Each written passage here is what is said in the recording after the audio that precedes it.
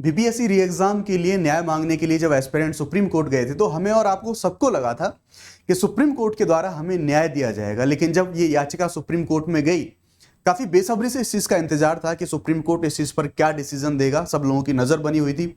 एक उम्मीद थी कि सुप्रीम कोर्ट कुछ ना कुछ अभ्यर्थियों के पक्ष में न्याय जरूर देगा। जो भी उनके साथ हो रहा है, जो भी उनके ऊपर जो कार्रवाइयां हो रही हैं या फिर उनके जो मांगे नहीं सुनी जा रही, जैसी सारी चीजें चल रही हैं उस संबंध की बात करी जा रही है यहाँ पे। लेकिन सुप्रीम कोर्ट ने यहां पर यह कह दिया कि अगर बीपीएससी में जो कदाचार हुआ है उसके लिए अगर आपको कोई डिमांड करनी है, आपको कोई कानूनी प्रक्रिया या फिर कोई भी आपको सुनवाई कोर्ट में करनी है, तो आप पहले पटना हाईकोर्ट जाइए।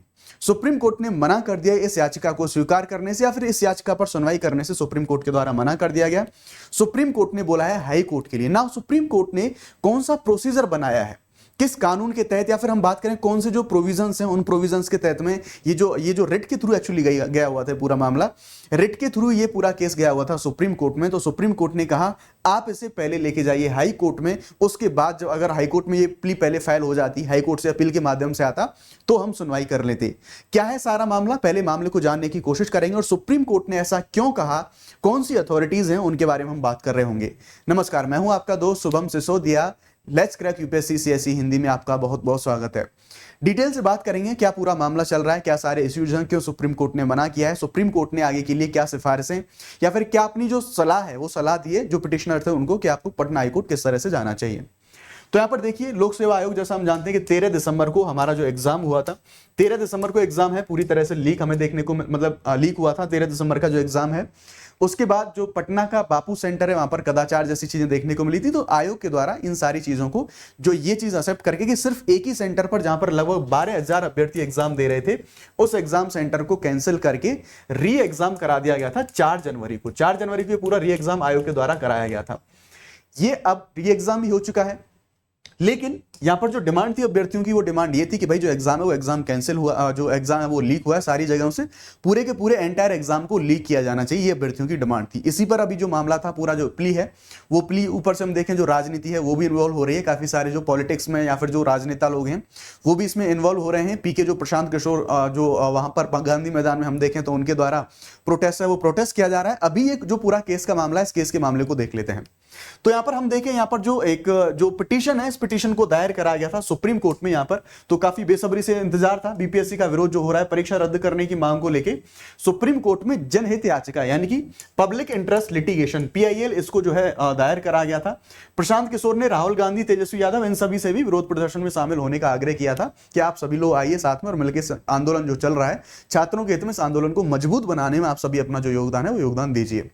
इसी सारी चीजों को देखते हुए इस याचिका पर सुनवाई जो है सुप्रीम कोर्ट के सामने जब गई, तो सुप्रीम कोर्ट ने इस चीज पर सुनवाई करने से मना कर दिया। क्या सुप्रीम कोर्ट के द्वारा कहा गया, चलिए उन जो तर्क हैं उन सभी तर्कों को जान लेते हैं।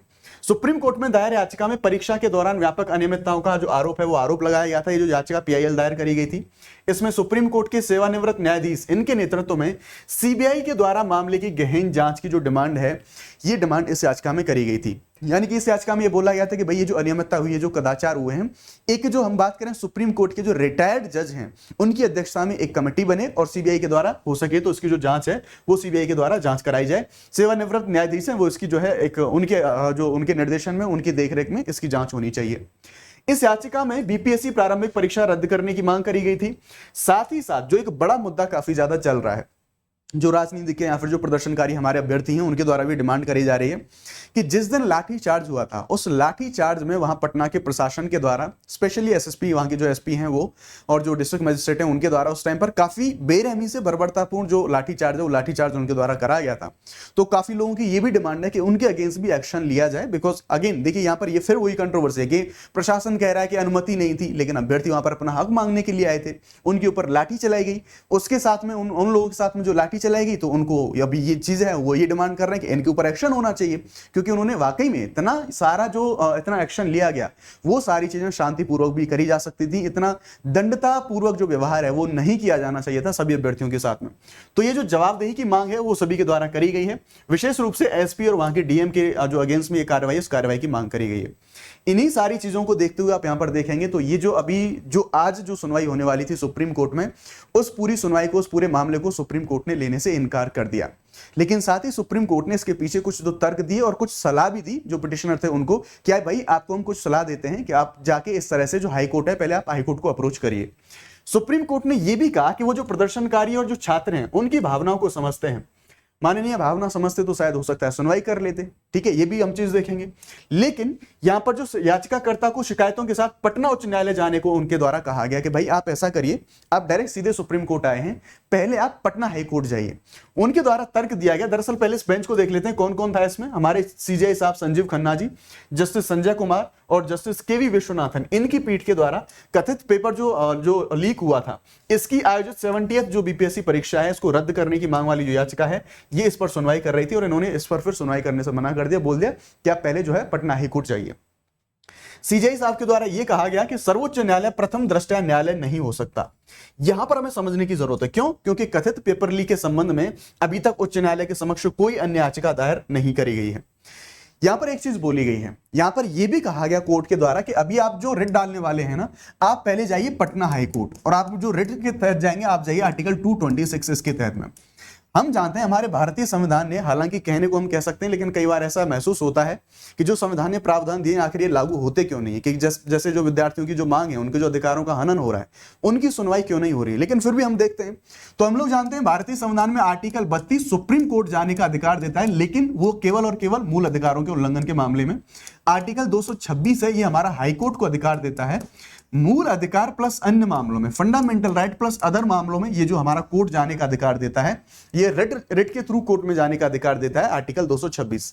सुप्रीम कोर्ट ने यही बात बोली कि आप जो रिट दायर करने वाले हैं आर्टिकल 226 के तहत रिट दायर करिए और आप पटना हाई कोर्ट का रुख करिए।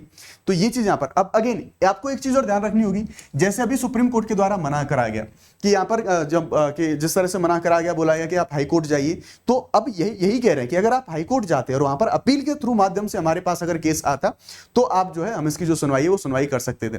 उसके साथ साथ हमारे सीजेआई साहब के द्वारा एक स्टेटमेंट भी दिया गया, उन्होंने कहा हमें यह लगता है कि उचित और अधिक शीघ्र होगा कि याचिकाकर्ता अनुच्छेद 226 के तहत ये जो याचिका है इसके माध्यम से पटना उच्च न्यायालय का दरवाजा खटखटाएं और इसलिए वर्तमान जो रिट है इस याचिका पर विचार करने से इनकार कर दिया जाता है, ऐसा उनके द्वारा बोला गया।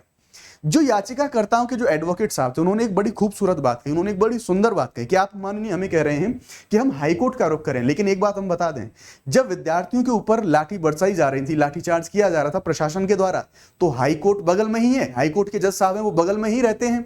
अगर उनको ऐसा कुछ जरूरत महसूस होती तो वो एक बार स्वतः संज्ञान भी ले सकते थे इस चीज का, लेकिन कोई किसी प्रकार का सुओ मोटो नहीं लिया गया। जाते जाते उनके द्वारा ये जो बड़ी बात है वो बड़ी बात उनके द्वारा बोल दी गई। वकील साहब ने कहा कि प्रदर्शन स्थल वहां लाठीचार्ज जहां हुआ था गांधी मैदान में, पटना उच्च न्यायालय के जो मुख्य न्यायाधीश का जो आवास है वो बिल्कुल पास में ही है और उच्च न्यायालय इस मामले का स्वतः संज्ञान भी ले सकता था, लेकिन ऐसा नहीं हुआ। हम लोग जानते हैं किस तरह से बर्बरतापूर्ण जो लाठीचार्ज है वो हमारे एस्पिरेंट्स के ऊपर में जो है करा गया था। तो अभी तक का पूरा मामला ये है। अब देखी जाएगी चीजें कि जब पटना हाईकोर्ट में चलेंगी कि पटना हाईकोर्ट कोई एक्शन लेता है या फिर आयोग है वो रिजल्ट जारी करता है, क्या सारी चीजें होंगी। अभी तो सारी चीजें एकदम होपलेस हैं अभी, और जो हम देखेंगे जो हमारा पूरा प्रदर्शन है, जो पूरा प्रोटेस्ट है वो गांधी मैदान में पूरी सारी चीजें जारी हैं। अभी हमें ये चीज देखने को मिलेगी क्या सारी चीजें जो अपडेट्स हैं वहां से निकल के आती हैं, क्या आगे कार्रवाई होती है, क्या आयोग के द्वारा एक्शन लिया जाएगा, जो हमारे पॉलिटिकल लीडर्स और जो हमारे सभी एस्पिरेंट्स की डिमांड है वो डिमांड मानी जाती है कि नहीं। हालांकि हमें कुछ वहां पर राजनीति भी देखने को मिलती है, लेकिन देखेंगे हमारा प्रोटेस्ट कहां तक जाता है, किस तरह से हमारी जो डिमांड्स हैं उन पर सुनवाई की जाती है आयोग के द्वारा और पटना हाईकोर्ट के द्वारा ना। अगर हम बात करें, अगर आप यूपीएससी सीएससी के लिए प्रिपेयर कर रहे हैं तो आप लोग जानते हैं हमारे सभी बैचेस पर 60% का जो ऑफ है उसे लाइव कर दिया गया है। इनके बारे में हम बात करें तो आपको 70+ सिलेक्शन 2023 में कंप्लीट प्रीलिम्स मेंस के लिए जीएस सीसेट मिलेगा, आपको अनलिमिटेड एक्सेस मिलती है आपको, साथ ही साथ मेंस की टेस्ट सीरीज इवैल्यूएशन के साथ में doubt solving session 1-to-1 mentorship, और ये सारी चीजें आपको मिलेंगी जो अश्योर्ड सक्सेस है उसके तहत में, यानी कि आपको एडमिट कार्ड दिखाना होगा, आपको सारी क्लासेस करनी होंगी, आपको सारी टेस्ट सीरीज वो लगानी होंगी, तो आपको 1 ईयर का जो एक्सटेंशन है वो दिया जाएगा। और ये जो ऑफर है ये केवल आज रात तक के लिए जो ऑफर है वो ऑफर वैलिड है। तो आपको जो ये 8 तारीख तक ये ऑफर वैलिड होगा, यानी कि सिर्फ कल तक के लिए ऑफर है, वो ऑफर खत्म हो जाएगा।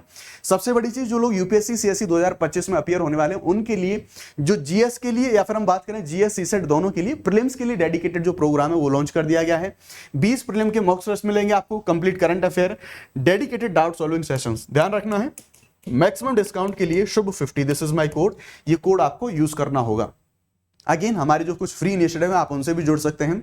सुबह 9 बजे द हिंदू न्यूज़पेपर एनालिसिस हम डिटेल में करते हैं, करंट के साथ जो हमारा स्टैटिक पोर्शन है उसको कनेक्ट करके हम बहुत अच्छे तरीके से द हिंदू न्यूज़पेपर एनालिसिस करते हैं। साथ ही साथ हमारी पॉलिटी की सीरीज है, आप इनसे भी जुड़ सकते हैं। तो आई होप ये पूरी इन्फॉर्मेशन आपको अच्छी लगी होगी। अभी उम्मीद करते हैं हम क्या आगे क्या सारी कार्रवाई होंगी, जो भी सारी चीजें होंगी अपडेट आपको दे दी जाएंगी। थैंक यू वेरी मच, जय हिंद।